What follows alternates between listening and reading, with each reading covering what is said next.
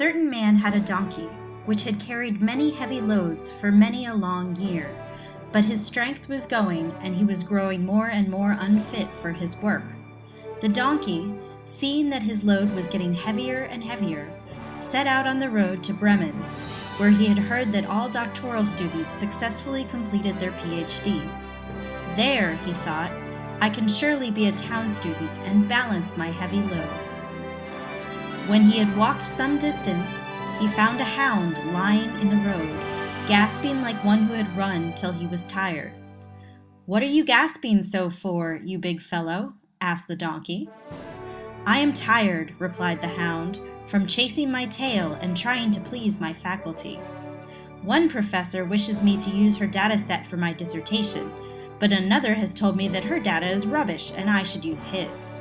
Yet another tells me that qualitative research is a waste of my time and I'll never find a job. I've been running in hopes of finding my bark, and possibly my bite again. But right now, all I've got is a whimper."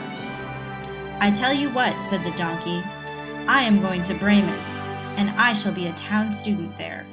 Go with me and escape your committee's data sets and find your bark, while I balance my heavy load." The hound agreed, and on they went. Before long, they came upon a cat, sitting on the path with a face like 3 rainy days. "Now then, old cat, what has gone askew with you?" asked the donkey. "Who can be merry when his neck is in danger?" answered the cat. "I am almost finished with my courses, but I can't get my claws into a topic for my dissertation.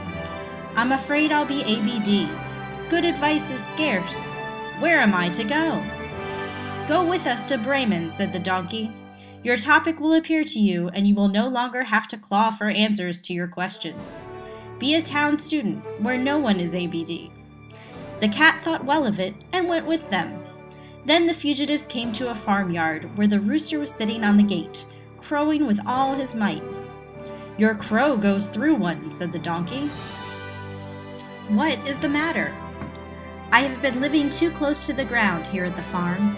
I have been taking my classes, but I can't see how they fit together.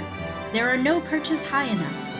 I am crowing at full pitch to see if anyone knows what I should do." "Ah, but Redcomb," said the donkey, "you had better come away with us. We are going to Bremen, where you can find a higher perch and see all that lies before you and make sense of the lot of it." The rooster agreed to this plan, and all 4 went on together. They could not, however, reach the city of Bremen in one day, and in the evening they came to a forest where they meant to pass the night. The donkey and the hound laid themselves down under a large tree, and the cat and the rooster settled themselves in the branches. The rooster ventured higher into the tree to get a better look around. Before he went to sleep, he looked around all 4 sides and thought he saw in the distance a little spark burning. So he called out to his companions that there must be a house not far off, for he saw a light. The donkey said, "If so, we had better get up and go on, for the shelter here is bad." The hound thought too that a few bones with some meat on them would do him good too. "What do you see, my gray horse?" asked the rooster. "What do I see?" answered the donkey. "A table covered with good things to eat and drink, a quiet place to read, a comfortable chair to sit and write, and passing scores on all of our qualifying exams." "That would be the sort of thing for us," said the rooster. "Yes," said the donkey, "but there are 2 robbers sitting at the table enjoying themselves. But how I wish we were there." Then the animals took counsel together how they should manage to drive away the robbers, and at last they thought of a plan. The donkey was to place himself with his 4 feet upon the window ledge. The hound was to jump on the donkey's back. The cat was to climb upon the dog.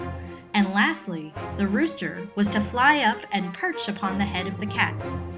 When this was done, at a given signal, they began to perform a song together. The donkey brayed about his heavy load. The hound found his voice and barked about his professors. The cat mewed about interesting topics, and the rooster crowed from the highest perch. Then they burst through the window into the room so that the glass clattered.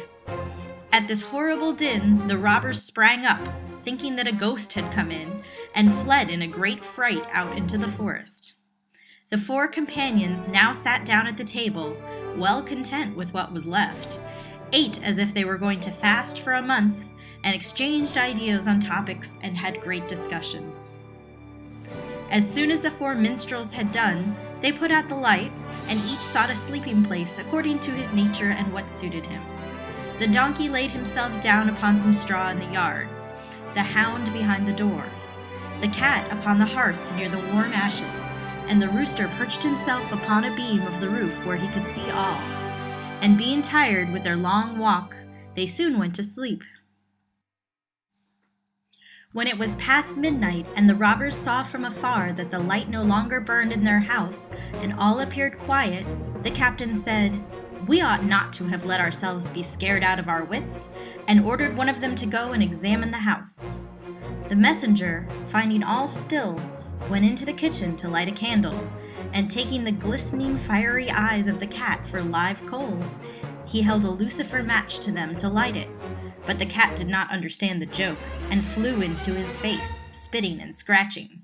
He was dreadfully frightened and ran to the back door, but the dog, who lay there, sprang up and bit his leg, and as he ran across the yard by the straw heap, the donkey gave him a smart kick with its hind foot. The rooster, too, who had been awakened by the noise, and had become lively, cried down from the beam, "Cock-a-doodle-doo!" Then the robber ran back as fast as he could to his captain, and said, "Ah, there is a horrible witch sitting in the house, who spat on me and scratched my face with her long claws. And by the door stands a man with a knife, who stabbed me in the leg, and in the yard there lies a black monster, who beat me with a wooden club, and above, upon the roof, sits the judge, who called out, 'Bring the rogue here to me,' so I got away as fast as I could." After this, the robbers did not trust themselves in the house again, but it suited the students of Bremen so well that they did not care to leave it any more, until the day they successfully defended their dissertations in the town square.